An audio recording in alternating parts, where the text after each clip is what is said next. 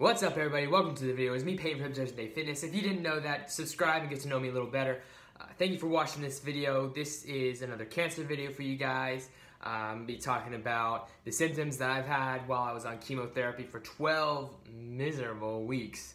And maybe if you're going to be on this chemotherapy, you can know what to expect. If you're on it right now, you can know what to expect possibly in the future. However, everyone is different. Everyone will react different. Every treatment is different. Even if you are on the same BEP treatment for stage 3 testicular cancer that I was on, every cancer is different. Nothing happens the same. And that's one thing you got to learn about this. Nothing's really predictable, and you can say, hey, you're going to get these symptoms for this long because there's so many different factors that play into it. Age, weight, health, just any other diseases you might have. Just so many things play into this.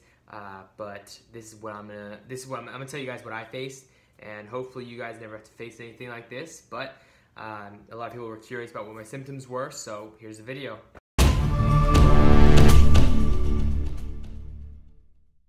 So I want to start off by saying that I've been slacking for the past few weeks because I'm on treatment, but I'm going to try and produce as many videos as I can for the next few weeks. And I might have a really, really big video, not big in length, but big in terms of just importance and stuff. I might have a really big video dropping in a few weeks, so tell your friends about me, see if we can get a lot of subscribers before that happens, so that way everyone can see it the day it airs or the day it's released. I'd appreciate it, so let's see what we can do. So the first symptom I had was, what was it? I just can't think of it. Oh yeah, it was hair loss. I was just kidding around there.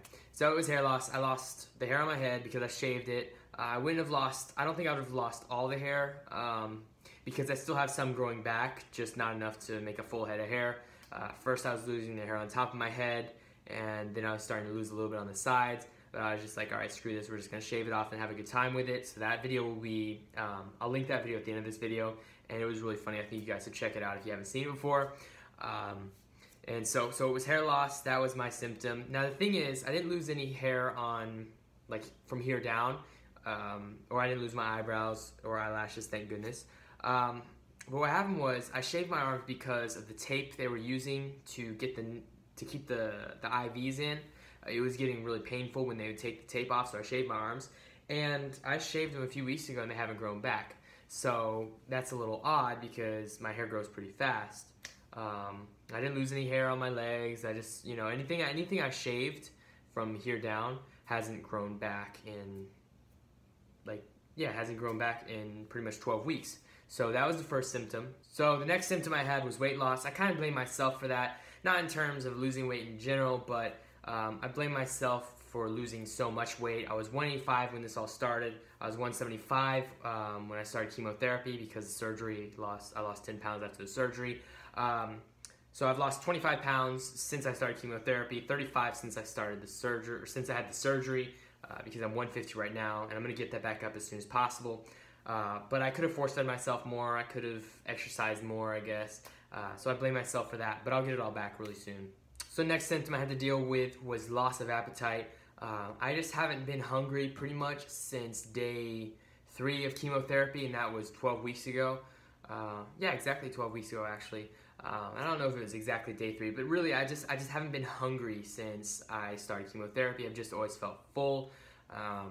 And no matter how much I eat, which I haven't had big meals since this all started as well, I haven't felt more or less hungry at any given point. I just feel full all the time.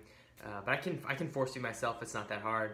So the next symptom I had to deal with is altered sense of taste, and that's because on the 5-day cycles I had to take cisplatin, one of the chemos, and that has metal in it or something, and it alters your taste because this chemo is going through your body, so it just gets everywhere, including your taste buds, and everything just tasted metallic and tasted nasty, really, especially on the 5-day cycles.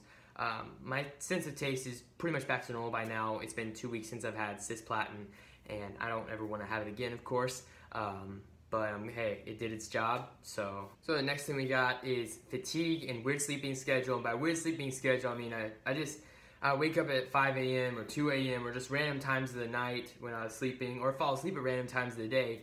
And it was just weird. I'd just wake up for no reason or fall asleep for no reason.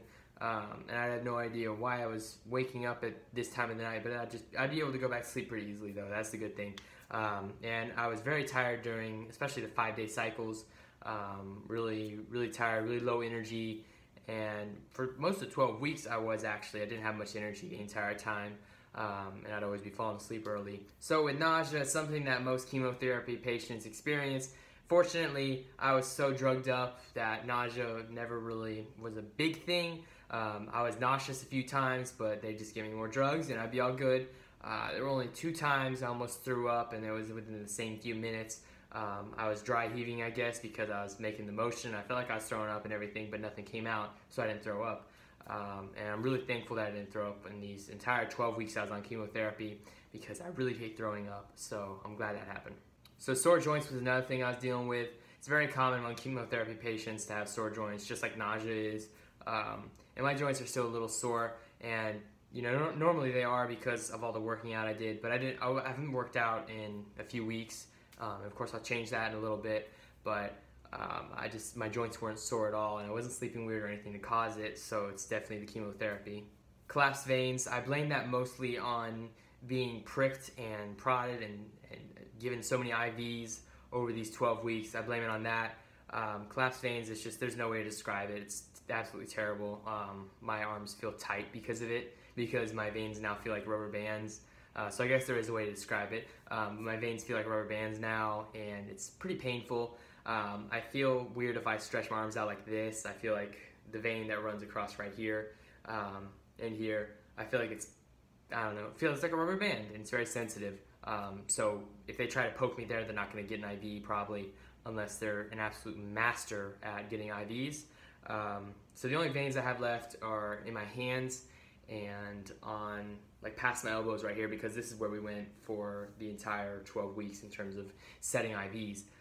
So I'm gonna have a real field day with blood work for a while. It will recover eventually, but he said it's mostly a blame on getting stuck so many times. The doctor did, of course. And the treatments do affect your veins in that way. Some of the chemicals and chemotherapies, they do hurt your veins in terms of making them collapse. So probably the weirdest symptom I've had is I'm turning brown in certain places, and it's really weird. Like on my side right here, on my ribs, on my shoulders, on my stomach, and certain places on the right side of my hip. Yeah, parts of them are just turning brown for no reason. I haven't been out in the sun a lot, and this is definitely not the pattern of someone who's out in the sun. And I'll show you guys in better lighting, but it's just really weird. The doctor said it's a side effect of chemotherapy, and it'll go away with time, and I hope it will. They also said that I shouldn't be out in the sun too much, or allow these areas to be out in the sun too much, because that can make them more permanent. And I don't want it to be more permanent because I'd like a nice even tan, and that's definitely the opposite of even and nice looking as well. So the last symptom I've had, and it's something that's still going on, is I think it's acid reflux. I don't know exactly. We haven't been able to confirm that. I'm pretty sure it is. Yeah, so when I swallow something, it feels like it's too big. Even water, even the tiniest of bites of food, it just feels like it's too big going down my esophagus and really hurts. But I've been taking like 5 different medicines, because it could be acid reflux, could be thrush or thresh, however you say it. Could be anything. Hopefully it'll just go away with time. Hopefully it'll just go away in general. It's getting a lot better than what it was a few days ago. If not, Friday I'll be going to a throat doctor or something like that and getting my throat scoped, and I'd really like to avoid that, so hopefully it goes away. Hope you guys enjoyed the video. That is all I have for you guys. Maybe there's a few symptoms I left out, but that's either because they weren't important or they just weren't related to the chemotherapy at all, and just something that happened. So with that being said, I will wrap up this video. Thank you guys for watching. Really appreciate every single one of you guys. Be sure to like, comment, subscribe. Tell your friends about me because I'm awesome, or because you think I'm awesome, right? Follow my Instagram and Twitter. Links in the description below. Have a great day, everyone. I want you to jump. Jump.